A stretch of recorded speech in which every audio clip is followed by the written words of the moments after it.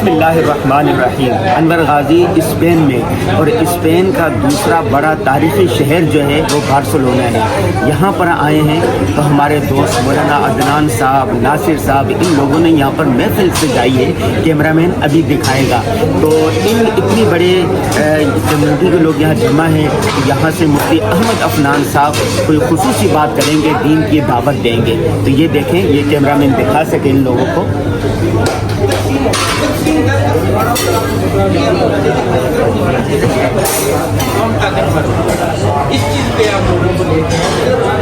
جی بچے کو روز کہتے ہیں بچوں ہم تھکتے نہیں ہیں۔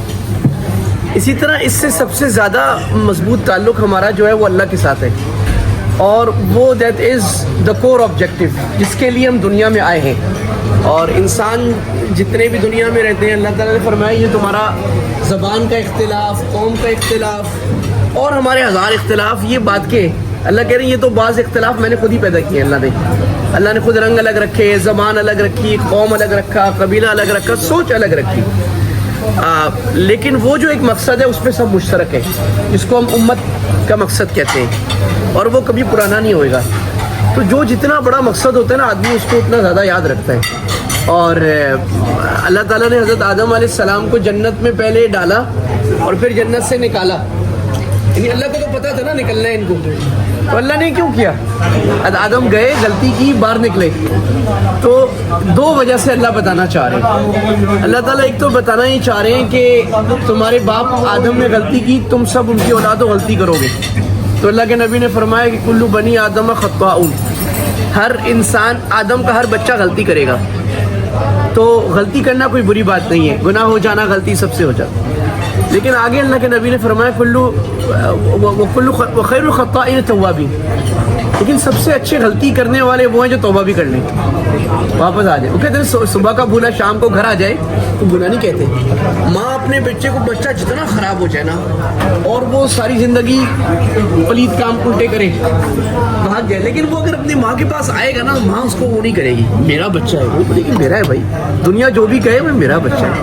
تو اللہ بھی ہمیں ایسے ہی سمجھتے ہیں کہ ہم جو کچھ کر جائیں، جب ہم اللہ کے پاس واپس آتے ہیں نا، تو اللہ کے نبی فرماتے ہیں اللہ کو ایسی خوشی ہوتی ہے کہ جیسے کسی کا اونٹ گھوم جائے اور وہ صحرا میں بھٹک رہا ہو، اس کو واپس مل جائے۔ اور ایک تو یہ میسج نہ کہ ہم نے اللہ کو چھوڑنا نہیں ہے، مایوس نہیں ہونا، کچھ بھی وقت ہے اللہ کے ساتھ۔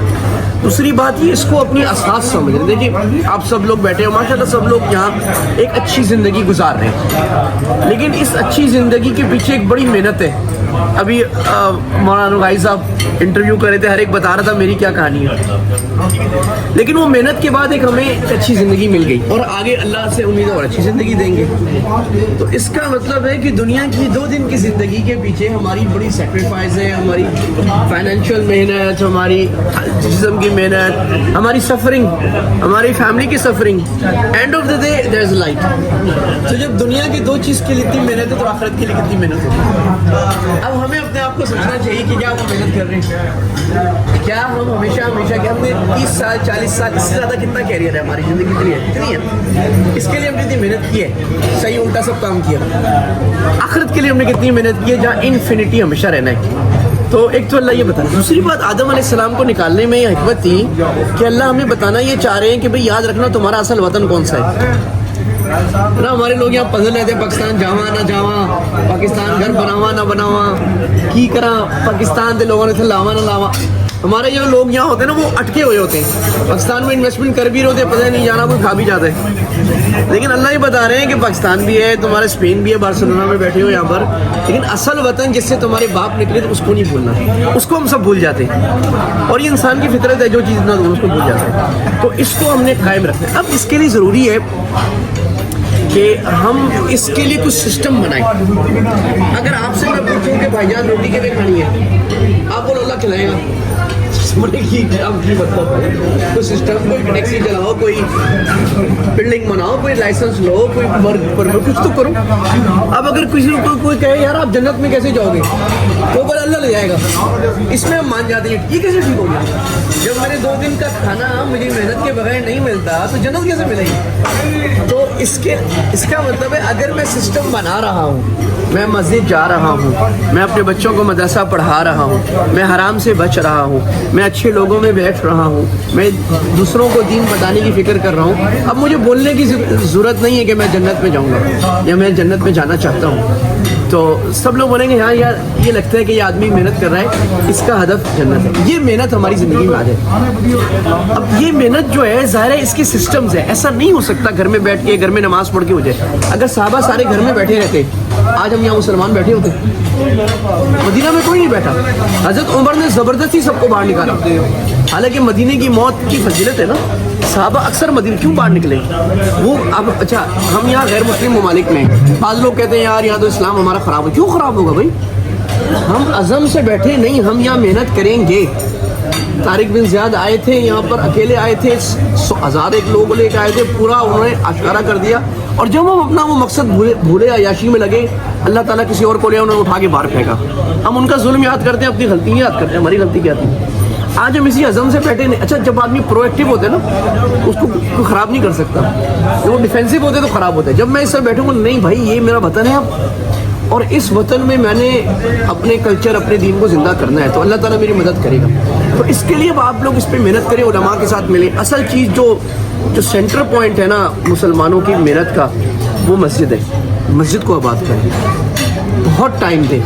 اس کو آپ سمجھیں آپ کی لائف لائن ہے. اگر مسجد کو آپ کی شہرت کر دیں، مسجد کو ٹائم دیں، مسجد کے اندر سسٹم بنائیں، اپنے بچوں کو مسجد میں لائیں، مسجد میں تعلیم حاصل کریں، خود بھی کچھ بیسک قرآن حدیث پڑھیں، دین کو سمجھیں، اپنی عورتوں کو لائیں اور لوگوں کو لائیں، پرو ایکٹیو ہوں.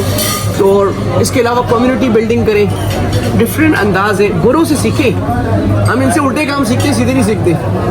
ان کے اندر بہت خیر ہے تو انہوں نے ہمیں خیر دی نا، اپنے ملک میں جگہ دی سب کو. ہم ان کی خیر کی سوچیں، ہم ان کو جنت کی جگہ کا سوچیں. اور ہم اس قابل بنیں گے نہیں، ہم ان کو بھی سمجھائیں گے کہ یار اصل چیز کیا ہے. تو یہ انشاءاللہ کرتے رہیں گے. پھر اپنی آرگنائزیشن تنظیمیں سارا وہ کر دیں اور انشاءاللہ اس کا بہت فائدہ ہوگا. تو اس نظر سے قائم رکھیں، علماء کو بلائیں، لیڈرز کو بلائیں، انفلوئنشل لوگوں کو بلائیں اور اس جگہ آپ لوگ یہاں کے تھم بن جائیں. اور ہے ماشاءاللہ اللہ عمل کی توفیق عطا فرمائے. سینٹر اور خدمت کا موقع دیں ہمیں انشاءاللہ. یاد آکیے صاحب تو تسلسل سے جاتے ہیں. اچھا تو ضرور بتائیے گا جب بھی تشریف لائیں. دوسرا آنا ہے آپ نے یو کے آنا ہے، مجھے بتانا ہے آپ کو. جی غازی صاحب آپ دعا فرمائیں پلیز. اللهم صل على محمد وعلى آل محمد كما صليت على إبراهيم وعلى آل إبراهيم إنك حميد مجيد. الحمد لله رب العالمين والعاقبة للمتقين یا الہ العالمین یا ارحم الراحمین. آج ہمارے جتنے بھائی یہاں پر بیٹھے ہوئے ہیں یا اللہ ان کا بیٹھنا خالص آپ اپنی رضا کے لیے قبول فرما. اتنی دور سے آئے ہیں، پاکستان سے آئے ہیں، کوئی کیا کام کر رہا ہے، کیا کام کر رہا ہے، لیکن یہ سارے دین کی محبت میں اسلام ہونے کی وجہ سے سارے ایک دوسرے کے بھائی بن کے یہاں بیٹھے. یا اللہ ان سب کو بھائی بھائی بنا دے. یا اللہ ان کی جتنی حاجات ہیں سب کو قبول فرما. یا اللہ ان میں سے جو بیمار ہیں، جو پریشان ہیں، ان کی پریشانیوں کو دور فرما.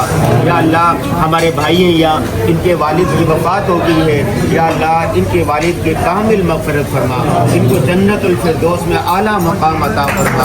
یا اللہ ہمارے بھائی عمران ہیں، مولانا عدنان صاحب ہیں، بھائی ناصر صاحب ہیں، عباسی صاحب ہیں، حافظ صاحب ہیں، اس کے علاوہ جتنے لوگ ہیں جو دین کے لیے انتھک محنتیں کر رہے ہیں، آپس میں اتفاق و اتحاد کے لیے محنتیں کر رہے ہیں. یا اللہ ان کی ان خدمات کو اپنی بارگاہ میں قبول فرما. مال و دولت میں، آل اولاد میں برکتیں اور ترقیاں عطا فرما.